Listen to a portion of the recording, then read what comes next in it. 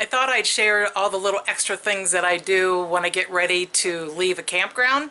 A lot of things I have to store away and little tricks that I use to keep things from falling apart while we're traveling down the road. Why don't you tell me what little extra things you have to do in the comments below? We're Dave and Karen from Wax on Wheels, and we sold our sticks and bricks to RV full-time now that we are retired. We travel with our heavy-duty truck Leroy, our two K&N motorcycles, our DRV Dixie, and our smart car Zippy.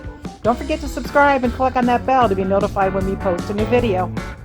Some of the things that I have to do, which I think are normal or a little extra, always make sure that my chairs are tucked in.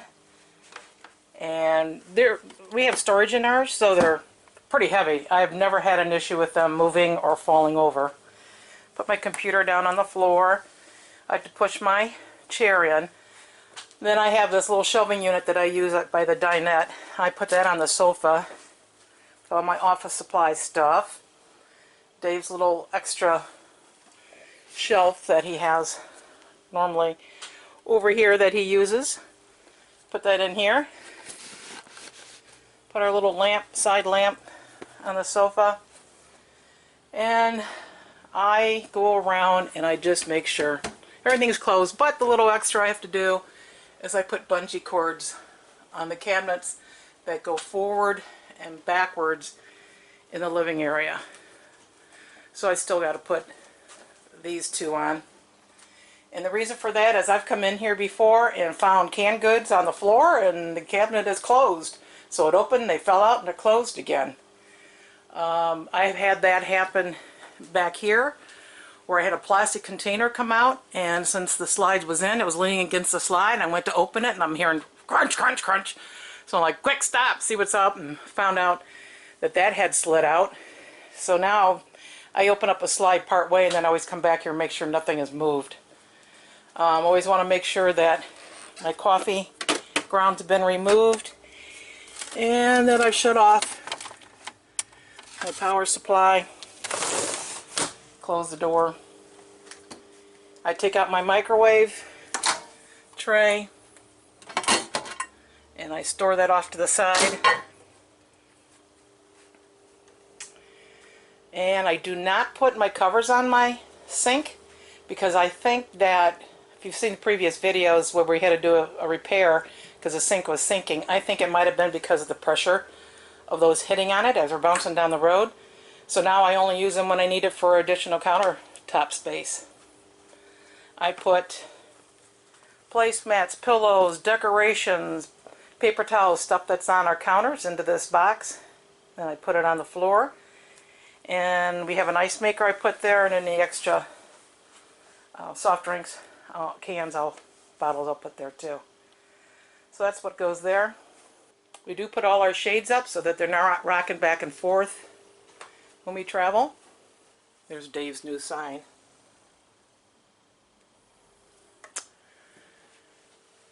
We did put the non-skid pads underneath the sofa, underneath our little tables, so they don't decide to walk on us. If we get a really rough ride, occasionally they will, and like I said, I come back here and I make sure nothing's going to be in the way, because I have had this drawer pop open, and you can see our trim is loose here because I got a hold of it when I was trying to open the slides, so now I verify all that before I open any of my slides. I used to put a rubber band around from here to around here to help keep this from swinging around while we're traveling. I stopped doing that because it was kind of starting to leave marks on here. And what I found is I just make sure that once the water's shut off, I run the water out of here and I kind of give it a shake to get all the last drips out of it. And then I will swing it over here because it has a tendency to want to go this way. And that has worked. I haven't needed the rubber band anymore. And this is our sliding door. I have to put this clip on, and I have the latch at the very bottom that I have to push down, but this is an addition we had to put on. This just little bungee cord here with some command hooks.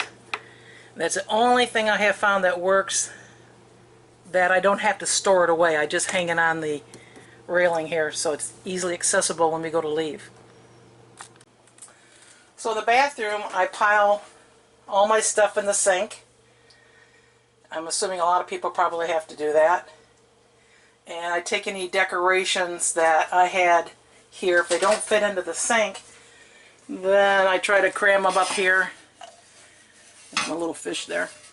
And with the towels and stuff. As far as the shower goes, I put the shower head on the floor along with my razor and my squeegee, because they always seem to jump out of their holders. And